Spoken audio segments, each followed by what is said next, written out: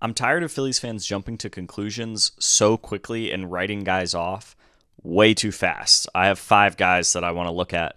Let's start off with Brandon Marsh, who people gave a very hard time to at the start of the season because he had a bad 3 weeks to start off the season and immediately was like, center field's terrible, Brandon Marsh is awful, get him out of here.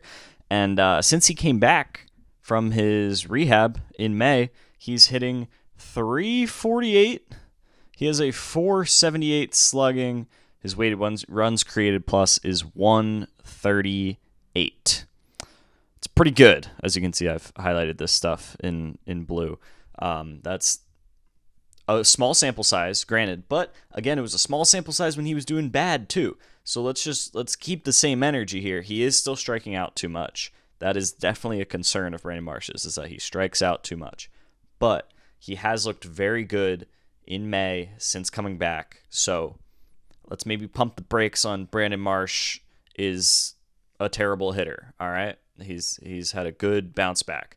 Our other center fielder, Johan Rojas. Oh, I had highlighted this and it looks like it has moved. Let me fix this up. Brandon Marsh, we looked at the regular stats. Johan Rojas, I want to look a little deeper here. We're going to look at his 2025 StatCast. It was already here. It was just off. We're going to look at his exit velocity. Last 2 years, it was an average of 86.6 and 85.7. This year, it's up to 89.1. And the biggest thing, his hard hit percentage is up 10%. It was 27.4 last year, 37.5 this year. So that's very encouraging for Johan Rojas, a guy who people, I would say, even before the season started, had just written him off like, well, Johan Rojas can't hit. He's hitting the ball harder this year, which is really, really encouraging. Again, like with Brandon Marsh, it's not like, oh, he's amazing, you guys shouldn't critique him at all. But everyone was just way too far on the side of this guy's terrible, when there's actually really encouraging signs here for both of our center fielders. They both have concerns. Obviously, they're not amazing all-star players, but what I'm trying to point out here is people being way too harsh, way too fast. So Marsh having a good recovery after his rehab. Johan Rojas hitting the ball hard, which is a great sign. His counting stats, normal stats, they're not great, but the signs are there, and that's what you want to see. Next, Jordan Romano. Oh boy, did this guy get hated on for his first couple of outings with the Phillies. And again, small sample size. Also, they think that he was tipping his pitches at one point, so that's a wash. Like, that's going to screw up any outing that you have. In his last, I believe this is his last 5 appearances. He's had 5 appearances in May. He's not allowed a single run.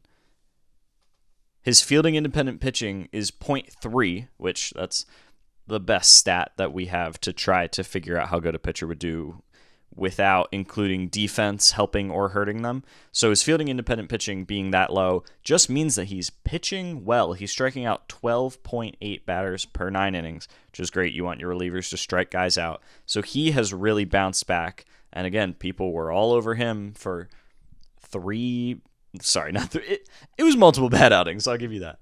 But relievers are so volatile that of all the guys that we should be slower to jump to conclusions on, it's absolutely going to be the relievers. The Phillies had a great bullpen the second half of last year, and then against the Mets, fell apart because the Mets were just dominating bullpens. There's nothing you can do about that. Like, we trusted Matt Strahm and Jeff Hoffman and even Carlos Estevez once he joined the team pretty much all year, and they all got lit up by the Mets. It's just relievers really hard to jump to conclusions on, so if there's anyone we should be slow with, it's them. Jordan Romano having a great month of May so far. This one with Aaron Nola is the most nuanced one. Dang it, my highlighter is gone again. I'm figuring out this new highlighter tool.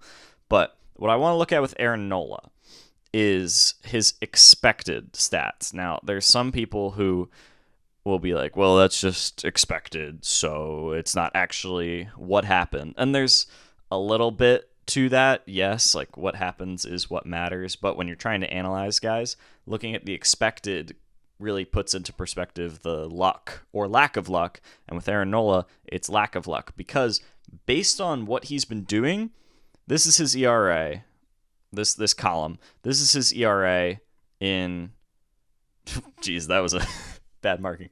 This is his ERA this year, 6.16, really bad. His expected ERA, though, 4.96, still not good. You still don't expect an almost 5 ERA from Aaron Nola, but it's a whole run lower, and it's not crazy higher than his expected ERA of his career, which sits at an average of like 3.5-ish. Obviously, again, still Aaron Nola's having a bad start to the season.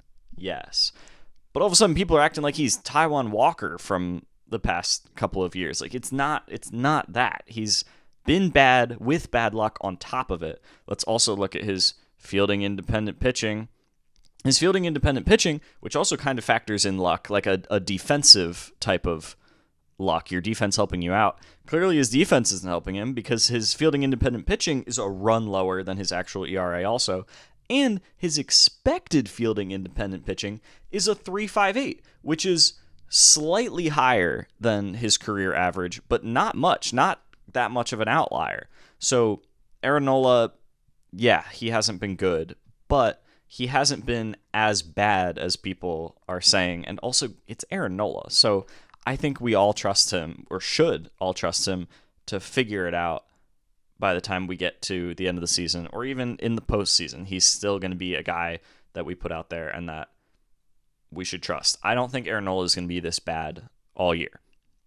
And last but not least, the man who has received so much hate and scrutiny from Phillies fans, Alec Bohm, got off to a bad start to the season. And again, we're really overvaluing the first 3 weeks of what is a marathon of a season. Alec Bohm was getting crushed. And in May, not even in May, this is a larger sample size. This is over half of the season. So Alec Bohm, this is like barely 3 weeks, he was bad. Since then, since the Phillies came home to play the Giants on April 14th, Alec Bohm is hitting .326, getting on base 38% of the time, .463 slugging percentage, and his weighted runs created plus is 137. That's the Alec Bohm. I mean, he's not going to hit .326, but a 137 weighted runs created plus, that's a great Alec Bohm season. I don't know if he'll stay up there all year, but if he could be 120, I don't think you can expect much more out of Alec Bohm. So I would like the praise for Alec Bohm to be just as loud. I don't expect it to be just as loud. That's why I paused. I was like, well, that's not going to happen. Wishful thinking. The praise for Alec Bohm should be just as loud, but instead we only trash him when he's doing bad, and then when he's playing well, it's like, all right, fine. Like if he had started the season with this stretch, this would be great. But because he didn't start like that, we didn't pay attention to it, and then now that we're in the swing of the season, it's like, yeah, Alec Bohm's not doing so bad anymore. He's been great for basically a month. So the moral of this story the point I'm trying to get across here is let's pump the brakes on jumping to such quick conclusions about guys, because it really bothers me when I see people in comment sections trashing guys, and then as soon as that guy does well, they're back with him, and there's no balance to these things. There's no loyalty. It's literally just, what have you done for me lately? And by lately, I mean within the past week. So I want us to have some faith in these guys, and hopefully these stats can show you that there's a lot of good going on, and that we can believe in some of these players and the progress that they're making. My last point that I'll end this on is the team as a whole. Also, the team didn't even start off that bad. They just were like 500 through their first 20 games out of 162, by the way. They were at 500, and everyone's like, they shouldn't have kept this same core, even though they didn't really have a choice. They had to run this back, but that's a whole different, longer story. They shouldn't have kept this same core. What are we doing? It's time to blow this team up. This isn't going to work. They're not. It's just the same old thing. 20 games into the season, and now they're still not in first place in the NL East, but the Mets have been amazing. Phillies are doing great in May. They've had a fantastic month. We all know that hitting teams do better as it warms up. Charlie Manuel hit in season. So just the team as a whole also, people jumped so quick to be down on them. And then those same people are going to be riding the bandwagon when they're up and doing well. And so I don't like that discrepancy of, I just saw you saying that this team couldn't work and that they shouldn't have kept this core a month ago, and now you're back like nothing ever happened. So maybe it's just an accountability thing of like, don't act like you always believed when you didn't just a few weeks ago. So, not saying that this means the Phillies are going to win the World Series, that all of these players are going to have amazing bounce backs. I'm just saying that some of them are showing some really good signs, and the baseball season is a very long season. It's a marathon, absolutely not a sprint. And even if you do the marathon well of the regular season, once you get into the playoffs, that's a whole different crapshoot. So, like we've seen with the Dodgers plenty of times prior, you could win hundreds of games, and sometimes you just get hot in the postseason, sometimes you don't. So, we really need to chill out on just being so hard on a lot of these guys. So, yeah, that's pretty much it. Hopefully that was enlightening for some of you and helps you feel more positive about some of these players.